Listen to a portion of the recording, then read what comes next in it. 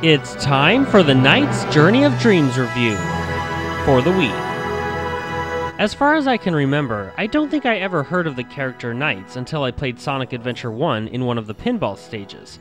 After playing that, I researched and found out Knights had his own game back on the Sega Saturn called Knights into Dreams, which is actually the predecessor to this game.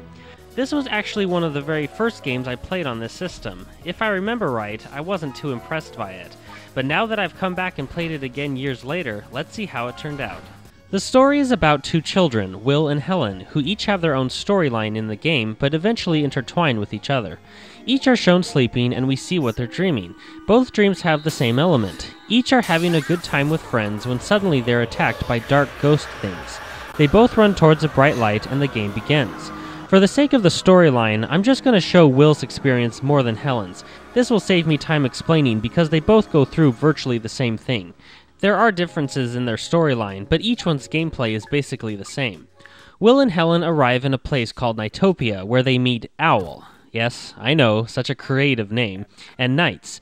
Knights has the power to dualize with Will and Helen, which basically fuses their minds and dream bodies with Knights so the two become one. Using this technique, you'll fly through stages trying to complete a certain goal within each stage. Now, when I first saw this game, I assumed Knights was a guy, but then I listened to his voice, which is this. Say, Will, have you ever thought about flying? If you dualize with me, you can check it out for yourself. Want to give it a shot? And I'm thinking, there's no way that's a guy. But still, I didn't see how Knights was a girl either. I had read somewhere that the instruction booklet for the Sega Saturn Knights game said that Knights is genderless. So there you have it. Knights isn't it. Kind of like the controversy over Poison in Final Fight being a girl or guy. Anyway, each stage is a part of a particular land, or world, so to speak. There are 5 stages in each world. The point is to complete the 5 stages in a world, battle the boss at the end, and receive what is called an Idia. Once you collect an Idia, a new world with 5 more stages will appear for you to complete. As I said, each stage has a different goal within its own world, but for the majority of the game, to complete each goal, you'll usually have to fly through rings scattered throughout an on-rails course. When you pass through a ring, you gain 1 link, and the more rings you fly through without missing any or reach in a certain amount of time gives you more links. Orbs, called blue chips, are scattered throughout as well, and obtaining these will add to your links. More links means a better score at the completion of the stage. The time it takes you to complete a stage also determines your final score for that stage. Now here's where the game starts to become unnecessarily difficult. There seems to be a very high expectation when it comes to what the game requires of you if you want a high ranking. It feels like you have to be almost perfect in your execution of each stage if you want that coveted A rank. You can tell this game is certainly geared towards a younger audience, so why the high demand for such a virtually flawless run? Now, just because a game is difficult doesn't mean it's a bad one, but some games go too far with their difficulty level. This game isn't unbeatable. Even if you get E rankings, you still progress through the game. But I would think that most people who play this, and just about every other game, would work towards obtaining a high rank and or score, and this game makes it almost painful to obtain just that. The biggest problem that makes it this way is the controls. They're not horrible, but they definitely need to be sharpened up.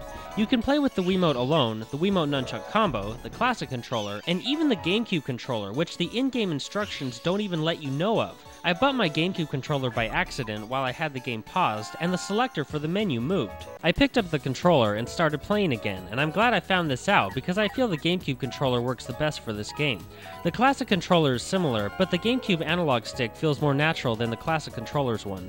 The Wiimote Nunchuck Combo is similar as well, using the analog stick to control Knights. With just the Wiimote alone, you'll point at the screen and use the reticle to guide Knight's flight path. I don't like this one, because your instinct is to point the reticle to the edge of the screen, but if you point it away from Knights far enough, Knights won't follow it. So I just use the Gamecube controller for the most part. You can press A to let Knights dash for a bit. This will cause his boost gauge at the bottom left corner of the screen to deplete. Flying through rings will restore it though, so it's another reason to fly through as many rings as possible. You can also perform what's called a paraloop. Just fly in a circle, and the area within the circle causes a suction. The paraloop is useful in obtaining blue chips and sucking up enemies. Now, even with the Gamecube controller, the controls feel oversensitive.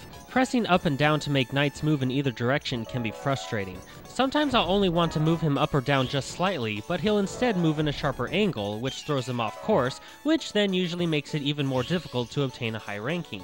Once you reach a certain part in the game, Knights will obtain the ability to change forms, which are useful in certain areas of the stages, such as Dolphin Knights and Rocket Knights. The graphics look great. Everything is colorful and vibrant, with good textures. The camera was not so good. It wasn't terrible, but I think it could be improved. Perhaps back it up just a bit to get a better view of your surroundings. I think this game could have worked better as a 2D game, perhaps even 2.5D. Anyway, with it like this, it could be difficult in telling where the next rings were. The variety in stages is kind of lacking. Yes, there's a handful of worlds with 5 stages in each, but a lot of the goals of stages are the same in previous worlds, and some of the stages just feel like filler levels with not much to them. There are a few platforming stages, but they're lackluster in appeal and playthrough, and the controls feel stiff. They add a little bit of variety, but honestly, they could have been left out and I wouldn't have minded. The boss stages can be frustratingly difficult. There's very little instruction of what to do once you're set in a boss fight. Like this one, I'm supposed to grab onto this fish monster thing and launch it away from me so it can turn into a bunch of balloons, which then I use my paraloop around them, which destroys them. But the instructions don't tell you that you have to first grab on and launch the boss away from you. All it tells you is that you have to use a paraloop around it. It doesn't tell you anything else, and so for a while you just fly around aimlessly trying to figure out what to do. And the principle of lacking instruction is like this for just about every boss fight, which is aggravating. Then, once you figure out what to do, the boss fights are way too easy. It just doesn't seem like the thought process of each boss fight was thought through thoroughly. The music sounds amazing. It reminds me of Super Mario Galaxy or Sonic Unleashed.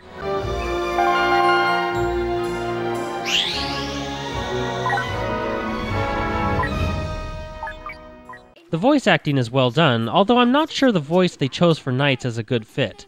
Then again, since he is genderless, it may be. And I only refer to Knights as a he for convenience. There are items and things throughout each level you can collect, one of them being what are called Knightopians, which are beings of the world of Knightopia. You can collect them while in a level, which will transport them to an area called My Dream. You're supposed to be able to visit other people's My Dreams, but after sitting for a few minutes of the game trying to find someone to visit, I just gave up. The same goes for the online multiplayer. I don't think too many people play this game anymore, because again, after sitting there for minutes having the game search for someone, I gave up. Too bad too, because the local multiplayer is pretty fun. You can race another person in a few stages, or battle them. Racing is much more fun than the battle mode. Knight's Journey of Dreams is a pretty good game. Good graphics, beautiful musical score, flying around is addicting, multiplayer is fun, and collecting Knightopians is a fun little side quest. However, the controls need to be sharpened up. The game seems irrational in its requirements for a high ranking. It didn't seem like there was too much variety between stages, the camera angle needed to be improved, and the boss fights really weren't that much fun. This was a really hard game to decide a score for. It's got a lot of charm, and it's not a bad game, but there are too many problems to make it a great one. I think it would appeal to younger kids more, and it's worth playing for a bit, but it's still just an okay game. This game gets a 3 out of 5 with a title of good.